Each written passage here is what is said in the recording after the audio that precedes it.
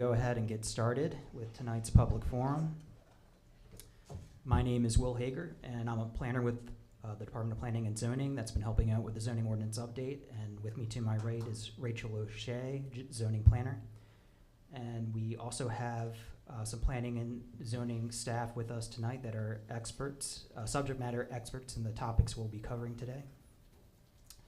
And before we get into the focus of tonight's forum, I just want to go over a brief timeline on where we are in the process. So staff prepared a draft zoning ordinance to bring the zoning ordinance into compliance with the current comprehensive plan. And the draft zoning ordinance was made available to the public May 2023. Joint work sessions and public forums have been held monthly to review draft articles, and the ordinance will continue these reviews through May of 2024. To access links to draft articles, the draft zoning map, to find where to send public comment, and to find other supplemental materials, you want to click on that link on the slide here, calvertcountymd.gov/zoning ordinance update. And the focus of this evening's forum is going to be draft articles 20 and 21, forest conservation and natural resources.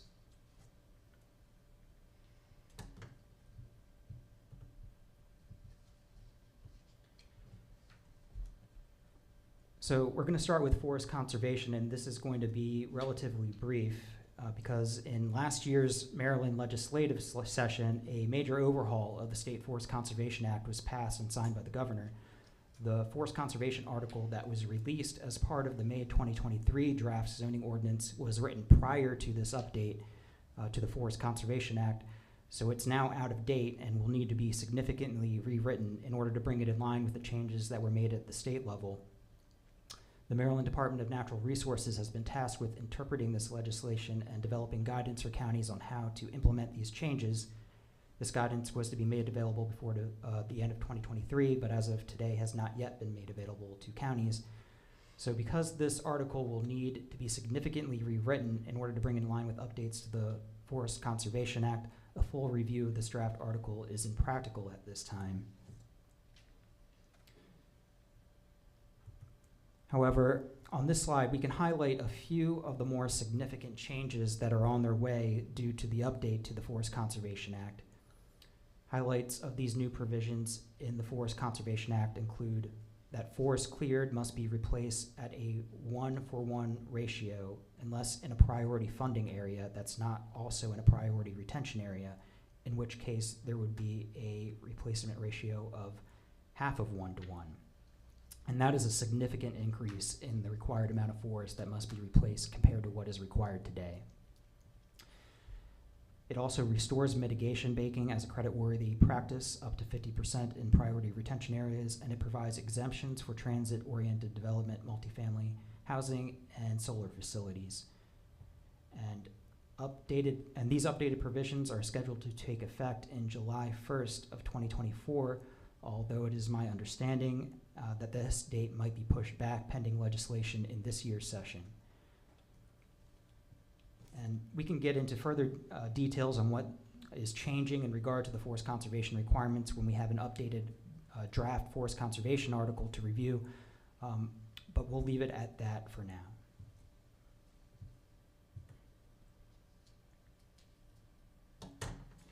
And so moving on to Article 21, Natural Resources. In the current zoning ordinance, the regulations protecting sensitive environmental features outside of the critical area are found in sections 8-204, erodible soils adjoining streams and slopes 25% or greater, adjoining streams, section 8-205, wetlands, and section 8-206, development adjacent to perennial and intermittent streams. In the draft zoning ordinance, the regulations protecting these sensitive environmental features, including streams, wetlands, steep slopes, highly erodible soils, and buffer areas, have been consolidated and are included in what is called the Natural Resource Protection Area, or the NRPA. And one thing I do want to make clear, if it wasn't already, these regulations, the regulations of Article 21, do not apply inside the critical area. The critical area has its own regulations and protections of sensitive environmental features that are separate from the regulations of this article.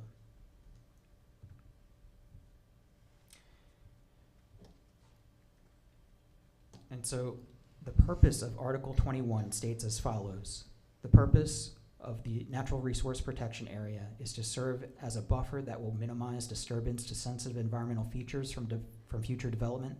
The intent of the NRPA is to protect water quality and quantity in streams, watercourses, and wetlands, protect steep slopes, and minimize erosion and siltation, protect native and non-invasive in vegetation, and to protect persons and property from environmental hazards such as erosion, siltation, and floodwaters.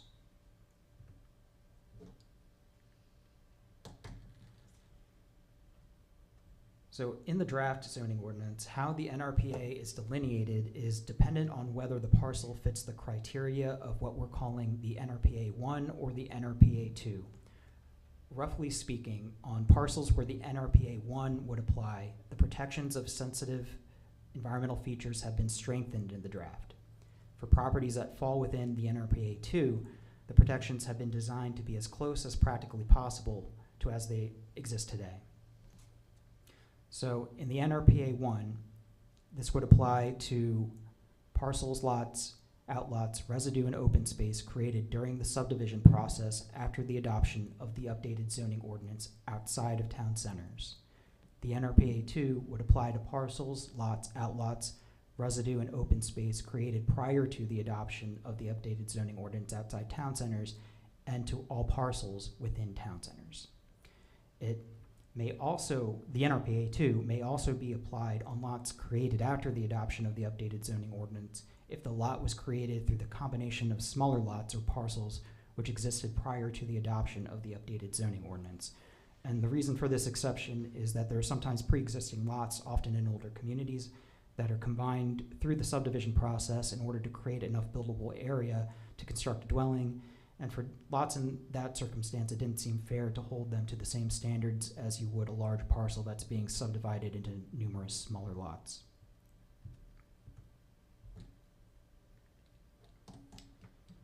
And so on the next few slides, we'll compare to the protections of the NRPA 1 with the regulations in the current zoning ordinance. So on parcels where the NRPA 1 would apply, a minimum 100-foot buffer from both sides of perennial and intermittent streams would be required. Under the current regulations, the minimum buffer from perennial and intermittent streams is 50 feet. On parcels where the NRPA 1 would apply, in the case of contiguous steep slopes of 25% or greater, the stream buffer shall be expanded to the top of the slope plus 20 feet. Under current regulations, the stream buffer is expanded 4 feet for every 1% of slope or to the top of contiguous steep slopes of 25% or greater, whichever is nearer to the stream.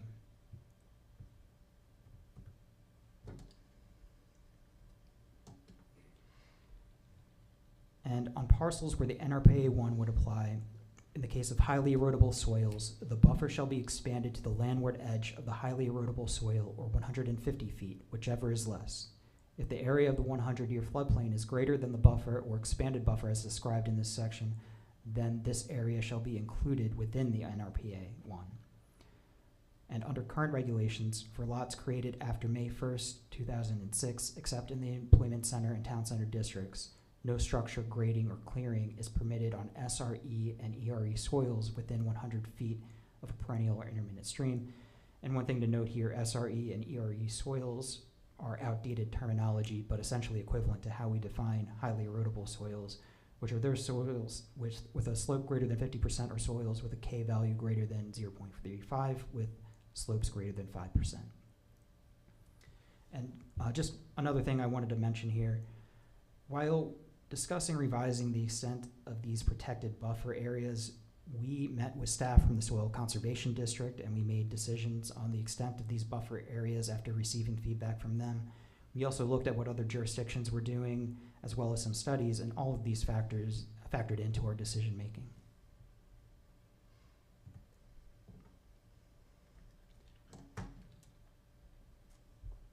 But moving forward, on parcels where the NRPA 1 would apply, a minimum 100-foot buffer from wetlands would be required. Under the current regulations, the minimum buffer from non-tidal wetlands is 50 feet. And on parcels where the NRPA 1 would apply, in the case of contiguous steep slopes of 25% or greater, the wetland buffer shall be expanded to the top of the slope plus 20 feet.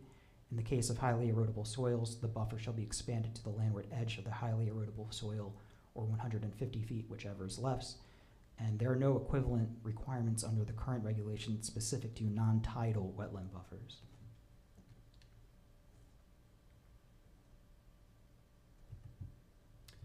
And on parcels where the NRPA 1 would apply, any land area exceeding 5,000 square feet with a slope in excess of 25% and a buffer of 20 feet from the edge of the steep slope would be included within the NRPA. And there are no equivalent requirements under the current regulations in regard to steep slopes non-contiguous with streams.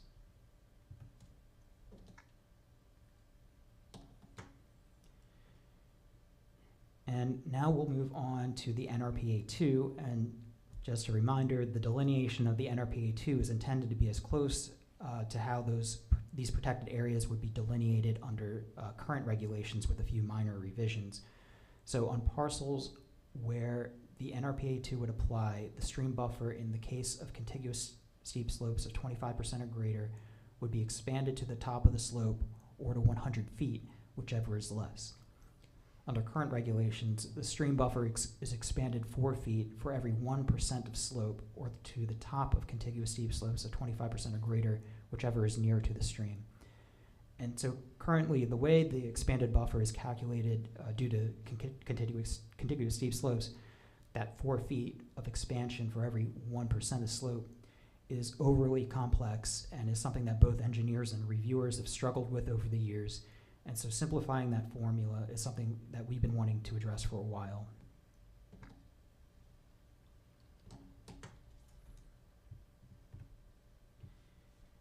And except within town centers and the employment center district, on parcels where the NRPA 2 would apply, if the lot or parcel was created between May 1st, 2006 and the adoption of the updated ordinance, the stream buffer would be expanded for contiguous highly erodible soils to the landward edge of the highly erodible soil or to 100 feet, whichever is less. And in the current zoning ordinance for lots created after May 1st, 2006, except in the employment center and town center districts, no structure or grading or clearing is permitted on SRE or ERE soils within 100 feet of a perennial or intermittent stream.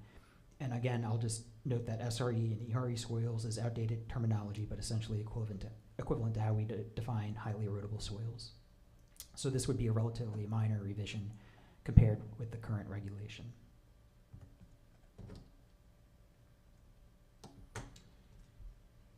And so the required setback from both the NRPA 1 and the NRPA 2 is 10 feet in the draft, and that is consistent with the current setback requirement for these buffer areas. One difference is that variances from the setback to the NRPA 1 would not be permitted in the draft, which is relevant to keep in mind for this next provision we'll be going over. No portion of the NRPA 1 or the required setback from the NRPA 1 shall be allowed within lots 1 acre or less in size. On lots greater than 1 acre in size, sufficient contiguous land for the construction of a building or dwelling with amenities on the lot shall be demonstrated. Minimum sufficient contiguous suitable land area shall be exclusive of natural resource protection areas, forest retention areas, septic recovery areas, and required setbacks. Minimum sufficient suitable land area shall be 20,000 square feet for lots having individual septic systems and 10,000 square feet for lots or parcels served by public sewer or community septic system. All lots below this minimum shall be considered having marginal amounts of suitable land for building purposes and may be required to provide detailed plot plans to prove suitability. And so what this provision is trying to prevent is the creation of lots that don't have enough buildable area.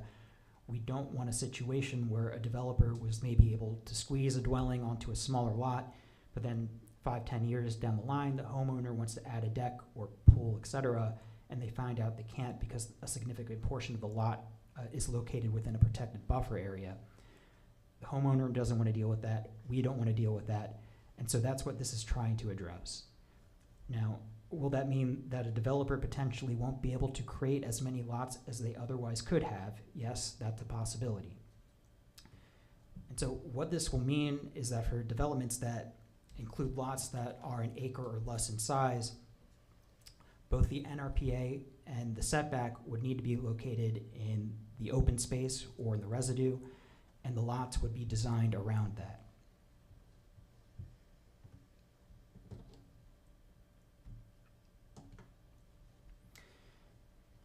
And while the NRPA includes strong protections from development, there are some uses, activities, and development that are permitted. Agriculture is permitted with an approved soil conservation plan and a minimum 25-foot wide buffer bordering streams and wetlands. Forestry is permitted with an approved timber harvest plan.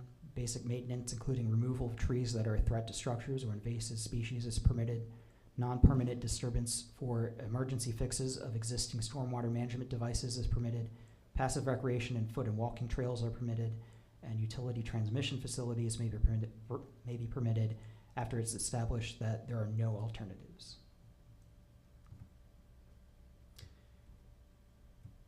And the following provision addresses road and driveway crossings in the NRPA.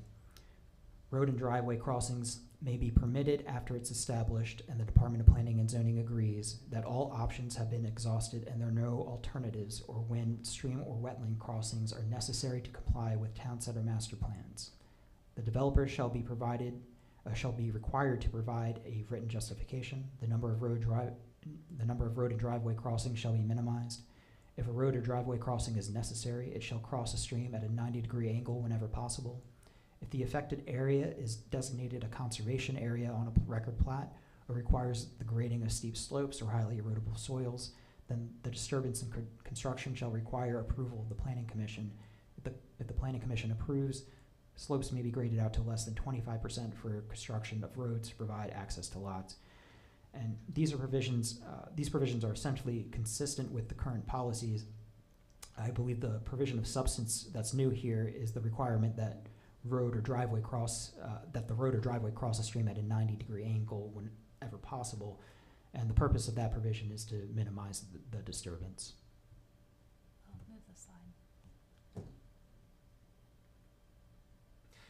Apologies for that.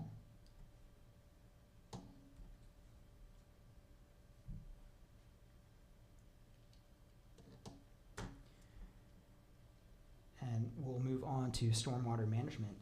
One substantive change is in regard to new stormwater management devices. In the draft zoning ordinance, new stormwater management devices would not be permitted in areas designated as natural resource protection areas. Non-permanent disturbance of the NRPA for emergency fixes of existing stormwater management devices would be permitted. In the current zoning ordinance, when stormwater management cannot be located outside of the stream buffer, stormwater management devices may be placed in the buffer with approval of the Planning Commission for site plans and subdivisions and approval by the zoning officer in all other cases.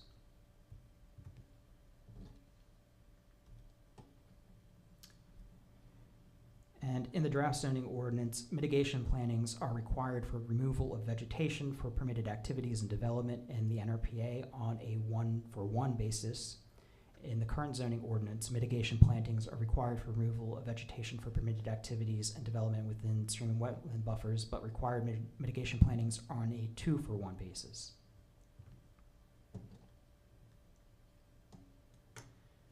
And there are some changes proposed in the draft in regard to variances.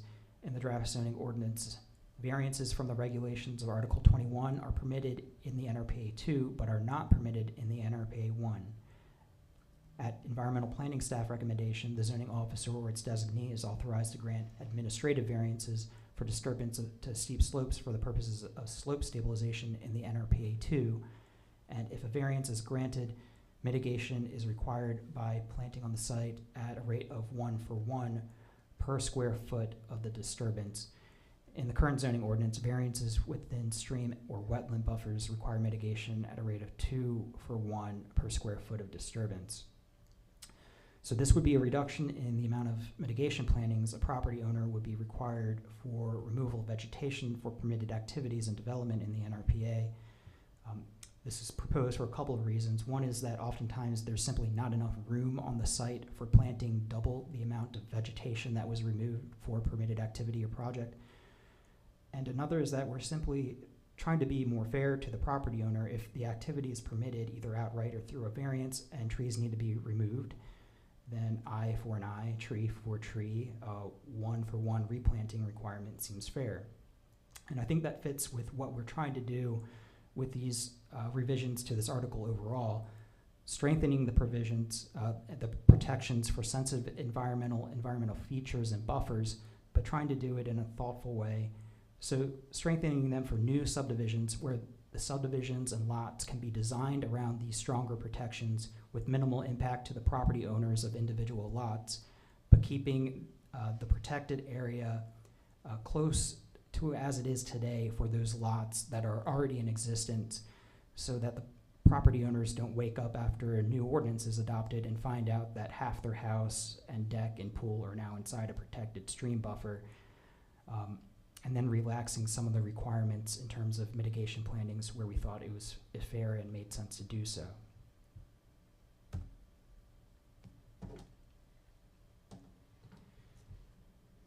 And so in summary,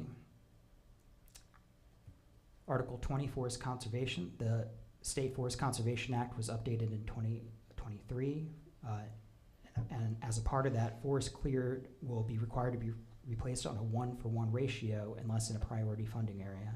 That's a big one. And the draft forest conservation article will need to be rewritten to bring it in line with changes made at the state level. Article 21, natural resources, stronger protections of sensitive environmental features on lots, residue, and open space created during the subdivision process after the adoption of the updated zoning ordinance outside of town centers. So that is our presentation. I'm not seeing too much activity in the audience tonight, but do we have anyone listening virtually that would like to ask a question? No, Will, I don't see anyone online other than myself and Ms. Blake Wallace. Well, I guess this one goes out to all the people that will check this out after we're finished recording tonight. Thanks to you all for checking this out when you eventually do. I guess we'll just proceed to the wrap-up slide. We have a public comment period open for Articles 20 and 21. That closes April 5th. And our next public forum is scheduled for April 11th, 2024. And members of the public can submit any comments to zoupdate@calvertcountymd.gov, and contact information for myself and Rachel O'Shea is right there. And I believe that's all I have for this evening. Thank you.